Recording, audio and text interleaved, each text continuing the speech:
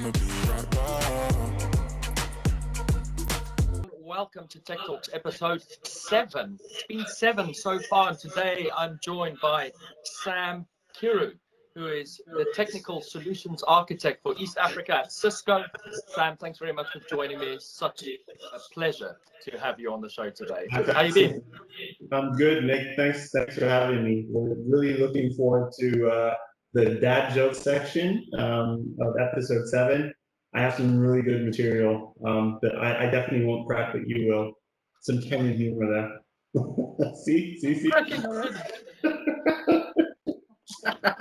But we are serious people, so. Yeah. Sam, so who is Sam? Tell us a bit about you. Cool. So I was originally a banker. I tried to strike it out on my own, but my parents forced me to go to work. And so here I am 12 years later. I'm working for Cisco, doing what I love. I'm a security guy. I'm Russian born. My grandmother is Maasai.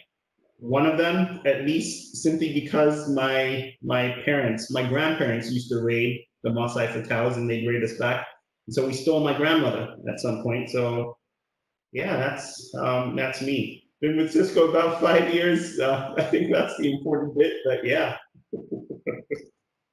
How do you carry on the tradition of raiding? I guess raiding the competition of the opportunities is one. Well, actually, one of my names does mean a quiver of arrows, so that's Migwe. That does mean a quiver of arrows, and that's where it comes from. So competition, watch out. My mother always used to say my name Nicholas is the conqueror, but yet again, Corona has forced me into my bedroom on rotation with a kind of a style of working with my wife. So I feel very very much underrated at this point. Cool beans. So we're going to start off with dad jokes today before we hit the tech talk. So the name of the game is Who Cracks First, and I'll give you first bat there, Sam. Let's do your worst. Okay. I think I could tell you a joke about pizza, but it's a little cheesy.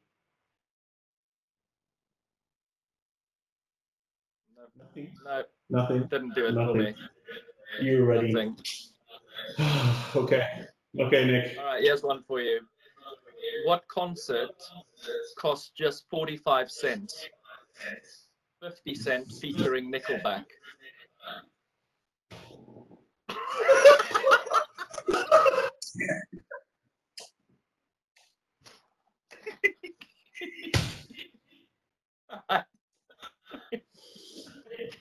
It's a white joke, Nick.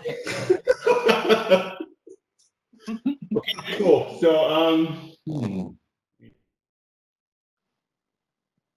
why couldn't the bicycle stand up by itself? It was too tired. It was too tired.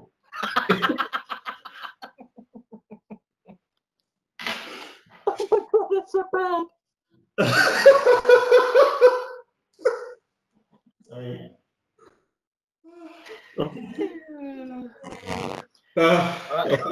Ready. What happens when you go to the bathroom in France? European.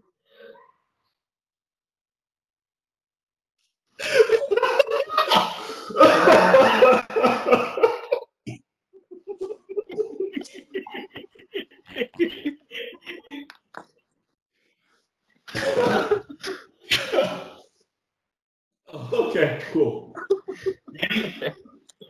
So far, we've lost every round. I know.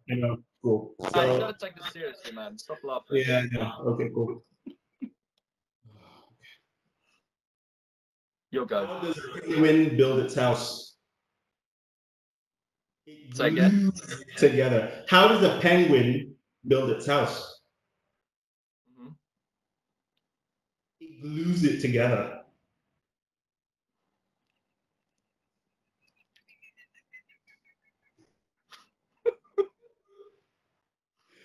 He's a funny guy. Yeah, a call out to Sella. She works for corporate in Cisco. She's a corporate kind of person.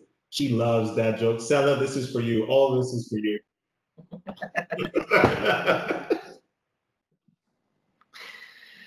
Right. So, why do you never see elephants hiding in trees? I have no idea. Because they're so good at it. I know, right? What is that? That's terrible. It's really bad. That's bad. No one should laugh. It's just so bad. Okay. Right, last round. Okay. Now this one's good. Why did the Scarecrow win an award? Because he was outstanding in his field. That's actually quite good. That's very good. It is. And that's Cisco, guys. Like that saying, I stand outside and therefore I'm outstanding. We have a really terrible habit in Kenya where people say, let us now be upstanding. That is not what it means. And they say it quite a bit, especially in church.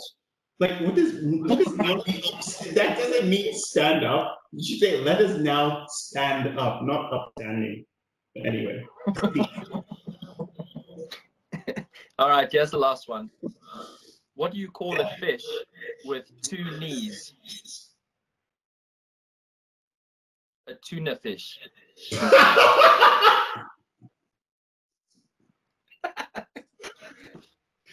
I think they were really good. All right, we'll call that one equal because I thought we were as bad as each other. Okay. Clearly, when you hit over 30, your sense of humor takes a massive dive. It does. So, Sam, technology is what we do. It's definitely what I love, especially where we're going, and all of the challenges that we have with social distancing, and how we address homeworking, and I think you only have to go online and LinkedIn and see 50 million webinars that you can join to go and learn about it. But I want to know a bit more about how you view technology, and how you solve some of the very serious problems we have with customers in the past 3 months, as well as maybe what you see in the next 6 months. Okay. So I think one of the biggest things that we see with enterprises is that they're very keen to adopt things that enable remote working. But the enterprises still need to manage these endpoints, deliver these SaaS technologies, deliver a way for their end users to access these SaaS technologies, and managing endpoints when everyone is in the office is very different from managing endpoints when people are out of the office. And so we've seen that aside from everything everyone is doing, it doesn't matter whether it's Cisco or it's some other vendor, whoever it is. The key point is that in addition to providing these secure collaborative services, they have no way to actually deliver the software that allows guys to connect in, right? And so we see increasingly, in addition to giving them access to these platforms that help them stay connected, we're seeing an increasing demand for, can you help me manage devices that don't belong to me? Can you help me deliver software to these devices? And that's where I think it kind of comes in.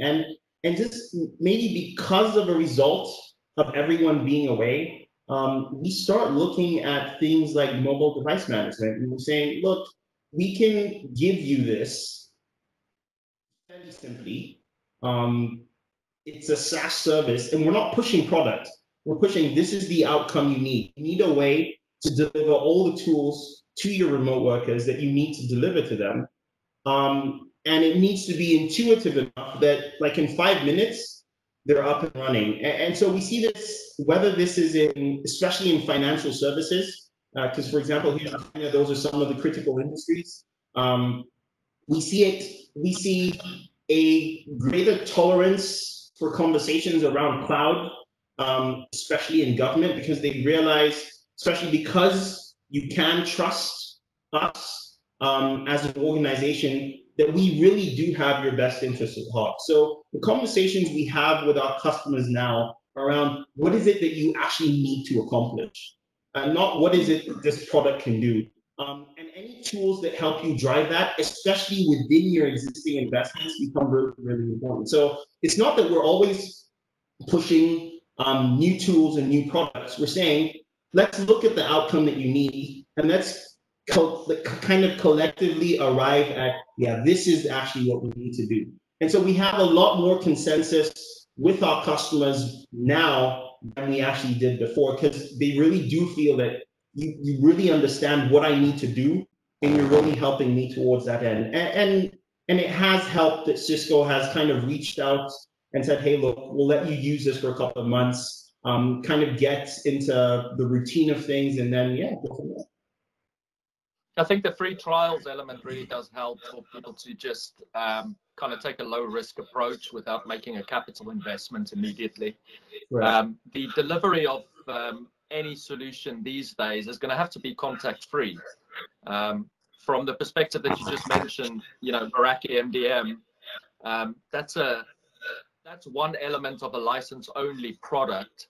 But there are still products that need hardware on premise, right? You still need to be able to configure those and patch them out to customers or to your workforce.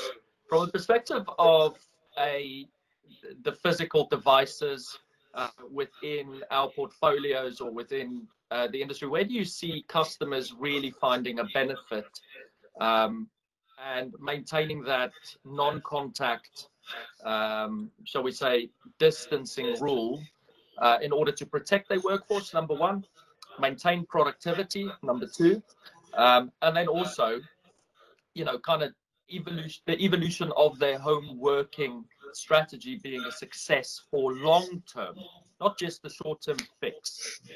Okay, cool. So let me address those things. So you said protect, maintain, and evolve. So protection implies I need to be able to see. So visibility is one of the core tenets of security. So if I then need to see, I need to be able to centrally manage, and then this needs to tie back into remote working.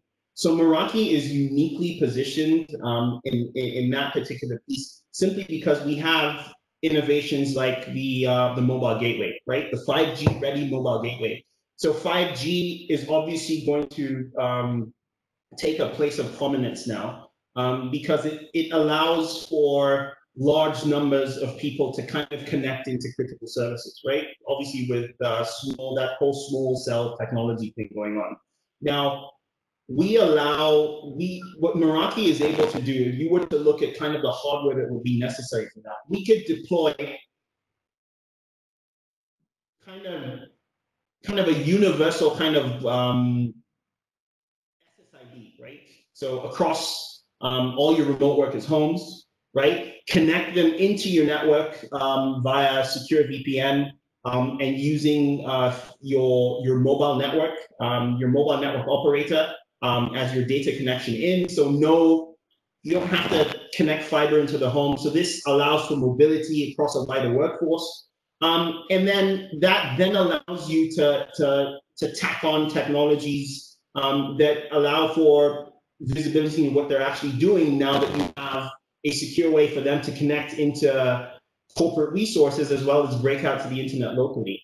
And so from it, so we cover this as Cisco and Meraki from, hey, I can manage the endpoint that has these applications, but I can also give you a secure way to connect into corporate assets. And then because it is a solution that's built for the small and medium enterprise, and even the 5-person enterprise, it makes business sense, right? And this is kind of the direction that we've been pushing service providers for the longest time, but circumstances have actually just proven a point that we've been making for an extended period of time.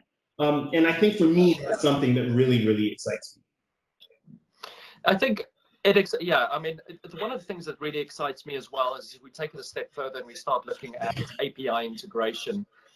It's something that, if you go from the CLI command line world over to the new language of APIs, you start finding that a lot of the automation within networks are now democratized. So, you are able to, allow a business themselves to start integrating and configuring a network in such a way that they almost don't need to touch it. I mean, one of the biggest examples I've seen is one of my customers integrating Amazon Alexa into their Meraki dashboard.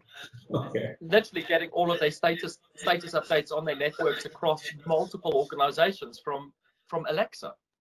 Very cool. That is quite cool. I kind of like that. I kind of like the ingenuity behind it, that it actually works. I mean, I would have thought if I watched movies, say 10 years ago, or if you watch something like Minority Report or anything like that, those types of things, that is actually a reality we live in today. It's actually a reality we live in today. Although the one thing I'm truly sad of, aside from technology, is that SpaceX didn't launch last night. And we didn't see that rocket go up. So that's 2 hours of my life I'll never get back. But let's see Saturday. Anyway, that aside. That aside. Damn you, Elon. Damn you, weather. Yeah. I know. I'm a fan of rich rebuilds for the salvage Teslas. So yeah, he's an Elon Musk fan. But I guess towards what you were saying around kind of the convenience of Meraki and the things that you can do, many people kind of ask, if I don't have a command line interface, can I do as much? Well, one of the things that, like saying with some friends of mine, is that you don't get any points for suffering, right? You don't get any points for suffering through a CLI and having an angry customer, and it doesn't make you any less of an engineer or a man, or I guess a woman, if you can't, if you just use a GUI to do the stuff that you need to do. And really, it brings us back to the point that with customers, what we're trying to do is focus on what they, those are kind of the outcomes. I need this to work, I need it to work now, and I need it to work well. The quicker I can get that up for you, the more trust hopefully I can gain. So, and that's kind of why I'm a Meraki fan, although I am hardcore CLI. Yeah, time to value is a key one, and network from guys who have extensive experience like yourself in command line. You still remain at a level where the network will always only perform to the level of the individual's experience who is configuring it. And it also depends how much time you spend on it, how many advancements or how really granular you want to go in the network, if it's necessary to even go that granular these days. I mean, I know at the head-end device, shall we say, look at a large enterprise business, you would want some kind of a hybrid on backbone. So if you're looking at SD-WAN, for instance, you'll do, say, Viptela on the backbone, and you'll do, Meraki to branch, for instance, which is a really good combination to have, especially if you are connecting organizations across multiple continents and you section them off in that way.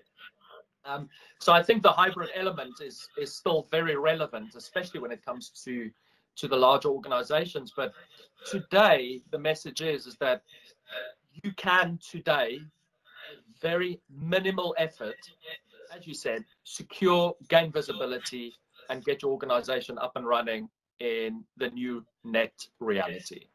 And I think you've carried that message quite well today.